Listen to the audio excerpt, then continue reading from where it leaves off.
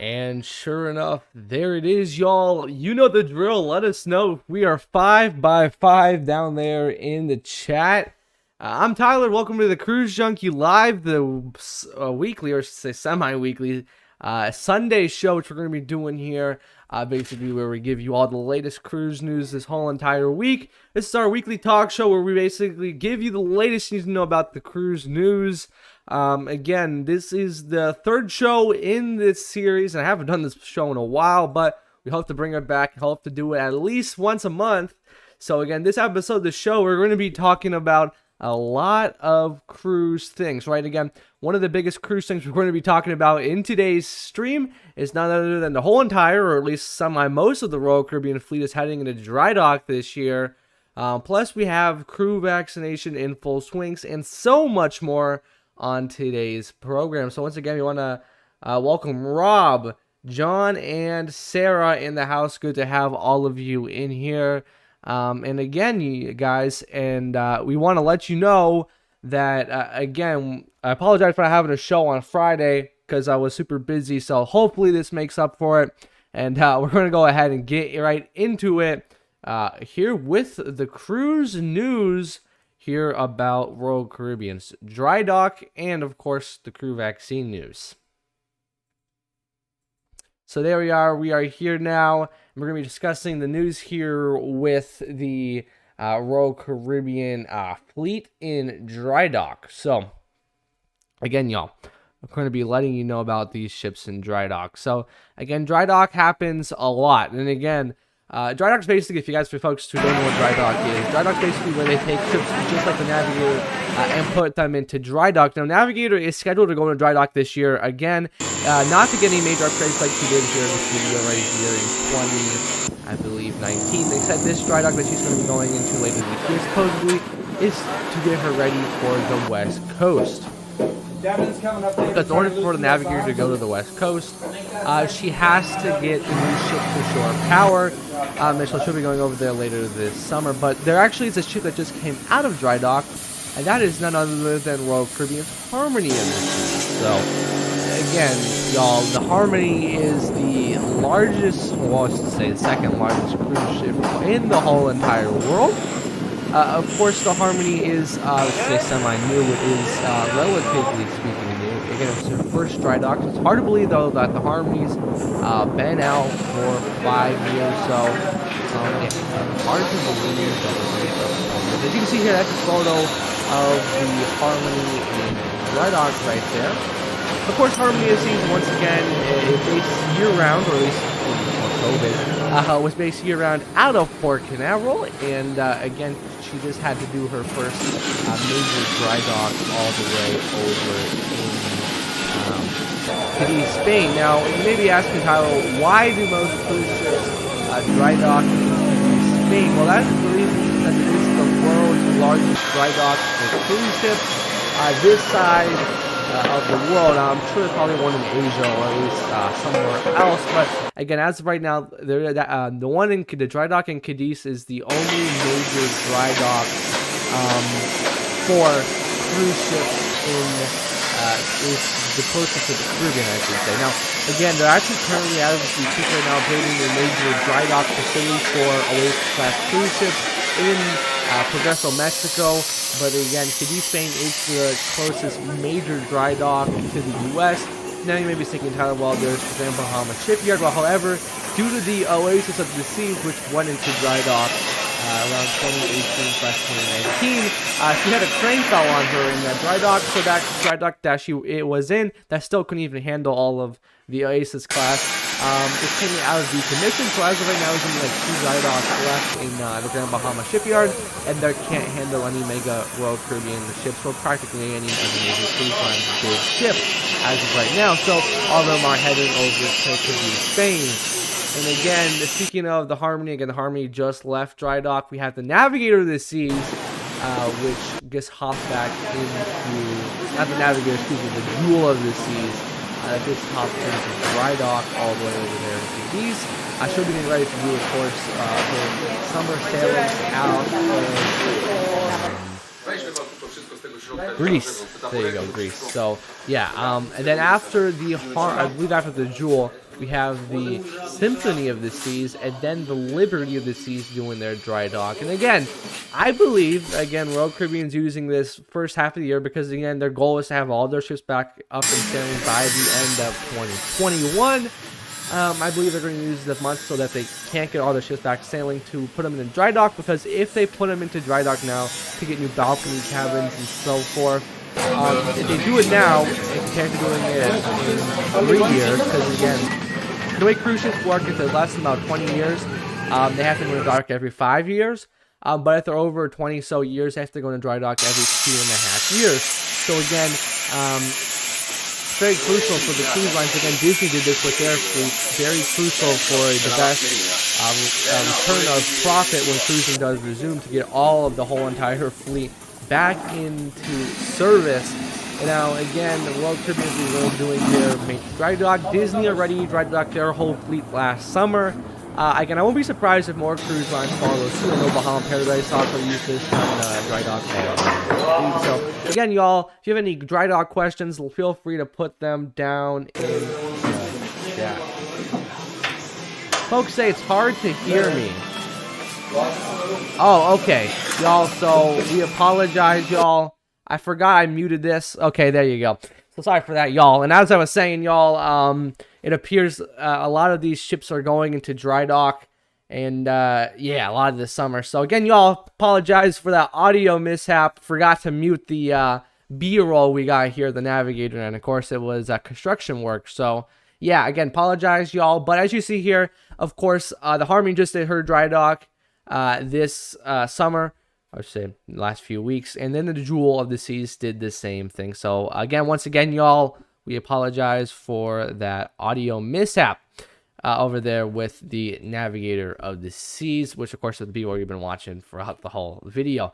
Anyway, so now we're going to go ahead and slide on over to the crew vaccination process. Now, again, the crew vaccination process is, I would say, very crucial, but the crew vaccination is very crucial to the U.S., but I say it's crucial, I mean, as of right now, it's only here in Florida that they're doing it. They're doing something in Galveston too, but as of right now, the only port in Florida doing it is Port Miami. Now, yes, Port Canaveral did get the okay to do it, but they have not, as of right now, had any cruise ships in Port Canaveral, except the Disney Dream doing the vaccine, supposedly. Other than that, no other cruise ships been in my Port Canaveral, I should say. But Miami, totally opposite story. Almost every single Royal Caribbean ship that's close to Miami has been there in the past few weeks, getting the vaccines. As you can see here, some of Royal Caribbean's crew on board the ship.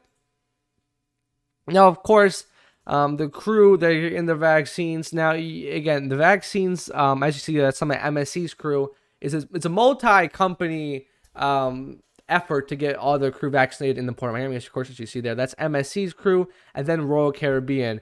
As of right now, again, it's all I've been seeing MSC, Royal Caribbean, and Celebrity in the Port of Miami being vaccinated as of right now. I know Carnival could be doing it, but again, to my knowledge, not quite sure. Again, it hasn't been shared publicly as of right now. I know Galveston, they have went ahead and vaccinated all the crew on board the ship. So again, as you see there, they're basically doing this at the bottom level of the terminal where they're vaccinating all the crew.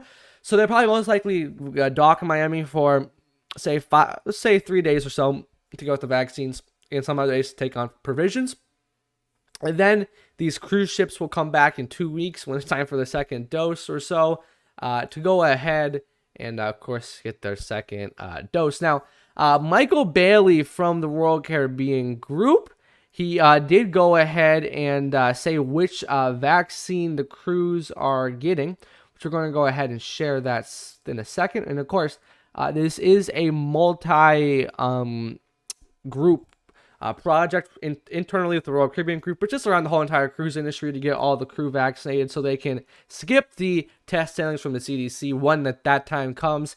And plus, again, all cruise lines have, most of them, the major ones I should say, have promised that 100% of their crew will be vaccinated. So again, now the crew on board these ships are minimal manning crew, right? They're not the normal cruise ship crew. They're not like your bartenders, your waiters. They're only minimal manning, which minimal manning for the folks who aren't relevant to that term. Minimal manning is basically where there's only about 100 or so people on board a cruise ship. Sometimes it can be as low as 85 or up to about 120. It depends on the ship.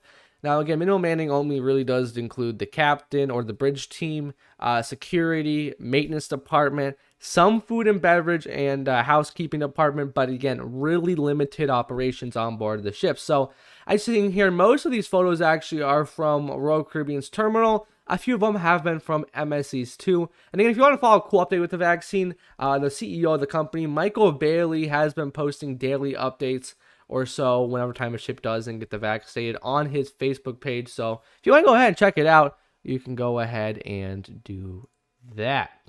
And Anthony and Kenneth and Dave and Rob, again, once again, good to have all of you in here. And Nathan from Best of Boat Worlds, it's good to have you in here as well. So yeah, again, guys, if you have any questions about the vaccine rollout here on cruise ships or the dry dock, let's see if I can go back there a little bit later in the program because somehow some of the audio did get messed up. I'll be happy to go ahead and share it with you guys here because, again, the show's going to be a little bit on the shorter side today because I want to show you this cruise news. I also have to get on out of here. It is Sunday, and I got a lot to do next week with summer break coming up, so I gotta go ahead and get a lot done. But in the meanwhile, we're going to cover another story here on this show. Of course, as you're seeing here, you're seeing some photos of the crew getting vaccinated. But we're going to go ahead and cover another story here on the show. And the next story we're going to be covering is from none other, that's right, none other than Crystal Cruise Line. The people who are going to be resuming sailings out of the Bahamas, well, this week they added a whole bunch of 13 I should say, sailings on board the Crystal Serenity out of Nassau, Bahamas. Of course, doing quick, I should not say quick, 7-night cruises out of Nassau, stopping at Bimini Island, again, all on the Bahamas. No other countries other than the Bahamas on board the Crystal Serenity. They do leave the same day as the Adventure of the Seas, which, again, very excited to see her sailing, and yeah, just cannot wait to see the Adventure sail. Just looking forward to it. Now, again, you may be asking, Tyler, why have you not done the Countdown to Adventure recently? And that is the reason is because it looks like as of right now, we had to cancel our cruise on the Adventure as of right now. So I'll leave it as that, guys, because I just do want to get into it, but it hasn't been officially canceled yet, but things aren't looking good. And it's not because we can't get the requirements to get on this ship, just some personal things happened and couldn't do it. But anyway, guys, we want to go ahead and give you some more cruise news stories before we wrap up today's show. The other cruise news story we want to cover is it appears that some breaking cruise news. Norwegian Cruise Line may leave the state of Florida and head to other states or countries, which is interesting. That was one of the bigger headlines this week. The other one is, again, some surveys came out this week, this was not really reported on any of the major cruise YouTube channels or cruise blogs or anything. This was a very, very big survey / projection by a major company in the industry, which I thought was very interesting. And basically, they predicted that, of course, Royal Caribbean, as of right now, because of Carnival, they sold off half their ships. Royal Caribbean is the largest fleet as of right now, and with berths, they're the largest right now. Carnival was before they sold off half their fleet. Again, the rumor has it, or at least it's prediction. It's not really a rumor; it's a prediction and analysis. In 7 years' time, so around 2028 or so, they predict Carnival will overtake Royal Caribbean and be the largest fleet, so means with the most ships. And but however, Royal Caribbean will overtake Carnival and have the largest brand. Now, how is that going to happen? Not quite sure. Again, this article kind of states it with their percentages of like the Royal Caribbean Group is projected to grow 33%, Norwegian Cruise Line Holdings 43%, and then MSC, which will double this capacity, in the next few years.